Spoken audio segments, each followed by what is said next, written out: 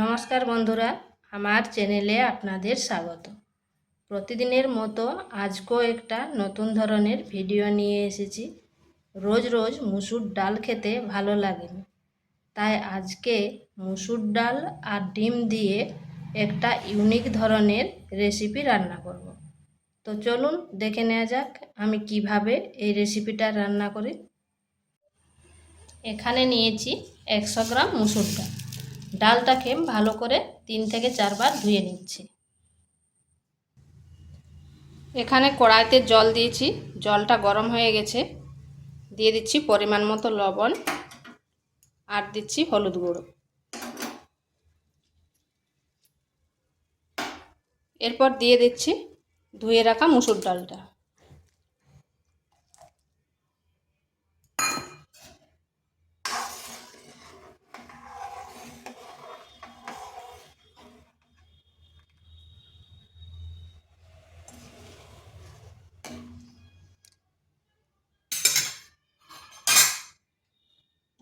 মুসুর ডালটাকে ঢাকা দিয়ে 5 থেকে 7 মিনিট রেখে দিচ্ছি। এটা খুব বেশি সেদ্ধ করব না, মানে যাতে গুলে না যায়, কিন্তু সেদ্ধ হবে সেই রকম সেদ্ধ করব।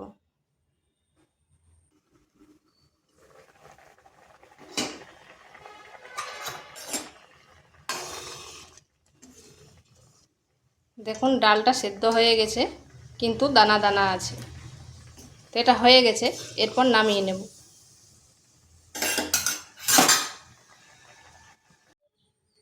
এখানে আবারও কড়াই বসিয়েছি, দিয়ে দিচ্ছি তেল। 2 চামচ মতো তেল দিয়েছি। দিচ্ছি গোটা জিরা, একটা শুকনো লঙ্কা আর তেজপাতা।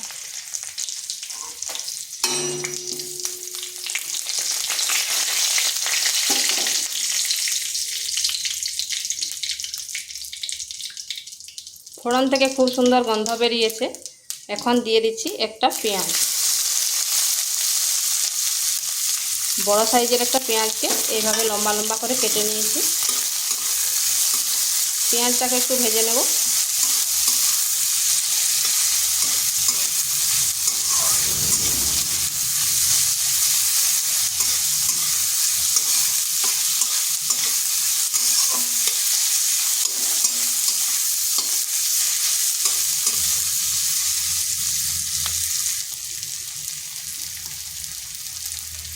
দিয়ে দিচ্ছি 5 থেকে 6টা রসুন কোয়া।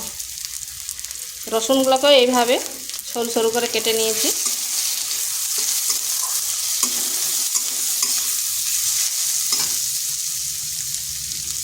পরিমাণ মতো লবণ।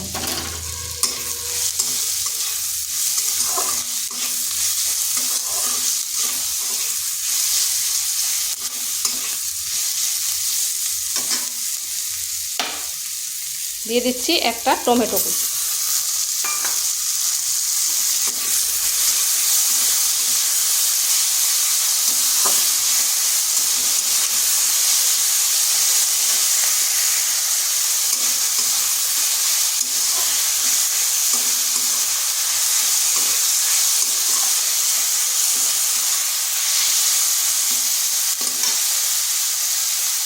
হলুদ গুঁড়ো।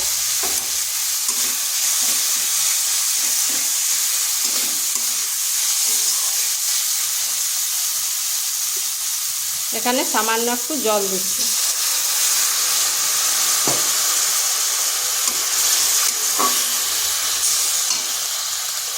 জলটা এই জন্য দিলাম, আমি এখানে শুকনো মশলা দেব যাতে পুড়ে না যায়। দিয়ে দিচ্ছি জিরে গুঁড়ো, ধনে গুঁড়ো আর লঙ্কার গুঁড়ো। এরপর মশলাটা ভালো করে কষে নিতে হবে।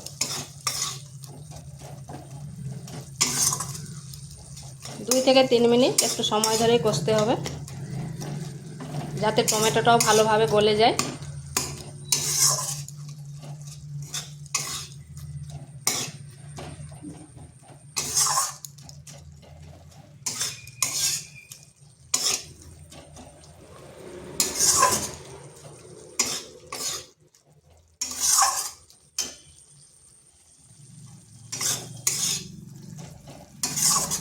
মশলাটা কষানো হয়ে গেছে,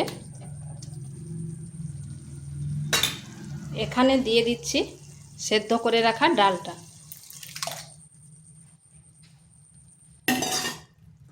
এরপরে ডালটা মশলার সাথে মিশিয়ে নেব। এখানে নুনটা একটু চেক করে নেবেন।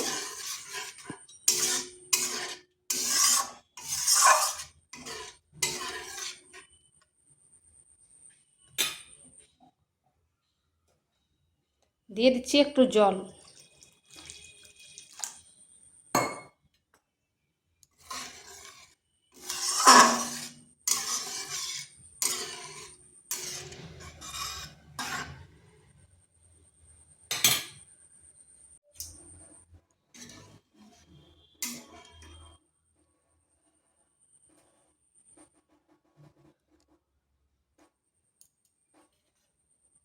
আঁচটা একেবারে স্লো করে দিচ্ছি।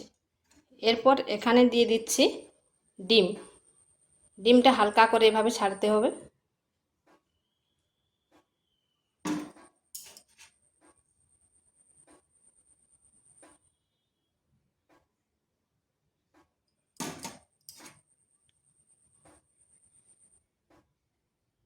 খেয়াল রাখতে হবে আঁচটা কিন্তু একেবারে স্লো রাখতে হবে। এরপর এটাকে ঢাকা দিয়ে 5 মিনিট রেখে দিচ্ছি।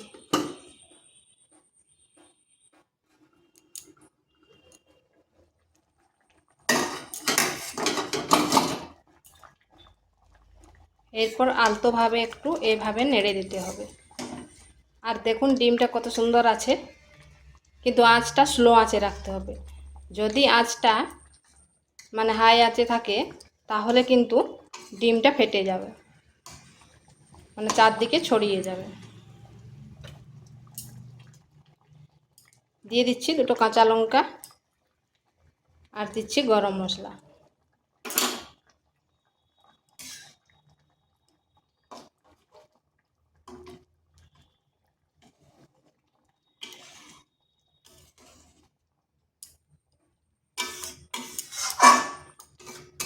ওই স্লো আঁচেই আবার 2 মিনিট ঢাকা দিয়ে রেখে দিচ্ছি।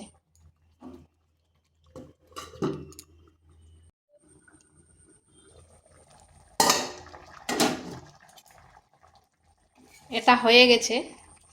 এটাকে আর শুকনো করবো না, কারণ ঠান্ডা হয়ে গেলে আর একটু টেনে নেবে।